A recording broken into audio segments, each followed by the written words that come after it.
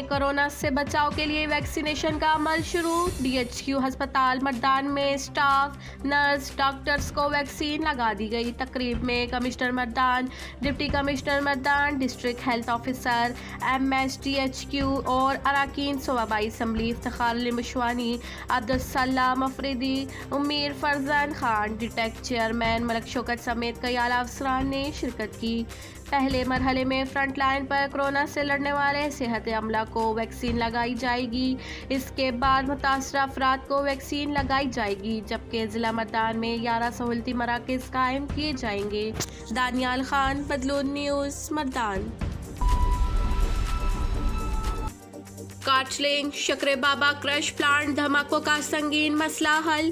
Assistant commissioner Kamran Khan نے فریقین کے درمیان صلح اور راضی نامہ قرار دیا۔ واضح رہے کہ کچھ دن پہلے کارٹلنگ شکر بابا پہاڑ کرش درنگ میں زوردار دھماکے کی وجہ سے بھاری پتھر دور دور فصلوں پر جا گری تھی، جس سے مکینوں کی فصلوں کو کافی نقصان پہنچا، جس سے علاقے کے عوام نے اسسٹنٹ کمشنر کارٹلنگ آفس میں درخواست کی تھی۔ دانیال خان، بدلون نیوز، مردان۔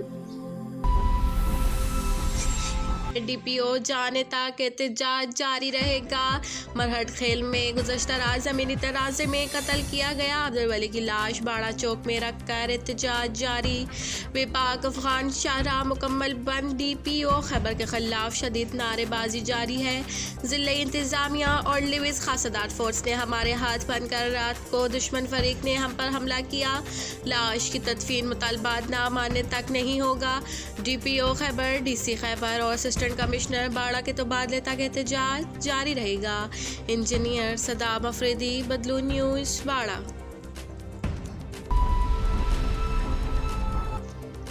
صوبائی وزیر تعلیم شہرام خان ترکی کی زیر صدارت ثوابتہ مردان ڈبل روڈ کی تعمیراتی کام کے حوالے سے جائزہ اجلاس۔ ڈبل روڈ پر جاری تعمیراتی کام کی تکمیل اور روڈ کو پائیدار بنانے کے لیے ہر ممکن اقدامات اٹھائے جائیں۔